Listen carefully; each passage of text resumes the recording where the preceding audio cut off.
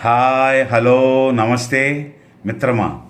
ఒక్క దెబ్బతో ముగ్గురి గర్వభంగం చేసిన హనుమ ఎలాగంటే సత్యభామకు అందంతో పాటు అహంకారం కూడా సమపాలలో ఉంటుంది.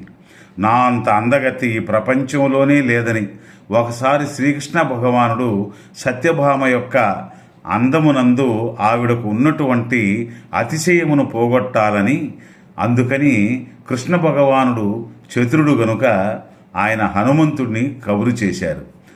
గరుడు వెళ్ళి చెప్పాడు, కృష్ణుడు నిన్ను దర్శనానికి రమ్మంటున్నారని.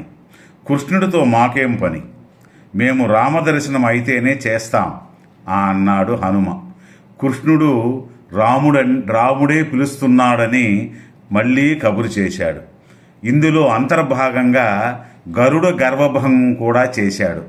గరుడు ఏమనుకున్నాడంటే, నా అంత వేగంగా హనుమ ఎక్కడ వెళ్తాడు, పాపం పైపెచ్చు చాలా వృద్ధుడు కూడా, అందుకని మీరంత వేగంగా వెళ్ళలేరేమో, నా వీపు మీద కూర్చోండి, మా స్వామి దర్శనానికి తీసుకెళ్తానంటాడు.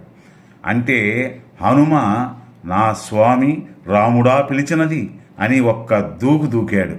లోపలికి వెళ్ళిపోయాడు. శ్రీకృష్ణుడు రాముడిగా దర్శనం ఇచ్చాడు. దర్శనం ఇవ్వగానే వెళ్ళి రాముడి పాదాలు మీద పడిపోయి కన్నీటితో అభిషేకం చేసేశాడు. తర్వాత దర్శనాంతరం పక్కకు చూశాడు. మా అమ్మ సీతమ్మ పాదాలేవని ఇలా పైకి చూశాడు. అక్కడ సత్యభామాదేవి నిలబడి ఉంది. స్వామి, ఇదేమిటి, మీ పక్కన మా అమ్మ కదా ఉండాలి, కానీ దాసి ఉన్నదేమి అని అడిగాడు. అలా అడగగానే సత్యభామ ఆశ్చర్యపోయింది. ఆశ్చర్యపోతే అప్పుడు కృష్ణ భగవానుడు, ఈమె దాసి కాదు, ఈ అవతారమునందు నా పత్ని సత్యభామ, మీ అమ్మ సీత రుక్మిణి అంశంతో ఉన్నదన్నారు.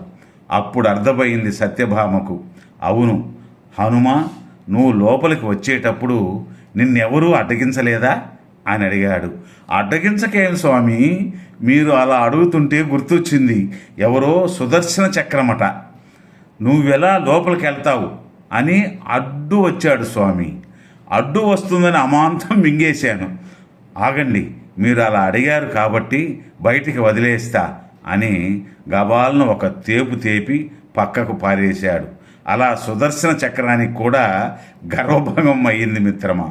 ఇదంతా అయిన తర్వాత అప్పుడు వస్తున్నాడు ఆడుతూ పాడుతూ గరుత్మంతుడు. స్వామి, హనుమ వచ్చారా, నువ్వు వృద్ధుడివి, నాపై కూర్చో, నేను తీసుకెళ్తానంటే వినలేదు, ఎక్కడున్నాడో పాపం అని అంటాడు. రావడం ఏంటి గరుడ, లోపలికెళ్ళి మాట్లాడడం కూడా అయిపోతేను. గరుత్మంతుడు, అంతా చూశావా హనుమ వేగం అని అంటాడు. కృష్ణ భగవానుడు, ఆహా, నన్ను మించిన వేగం అనుకునేవాణ్ణి స్వామి.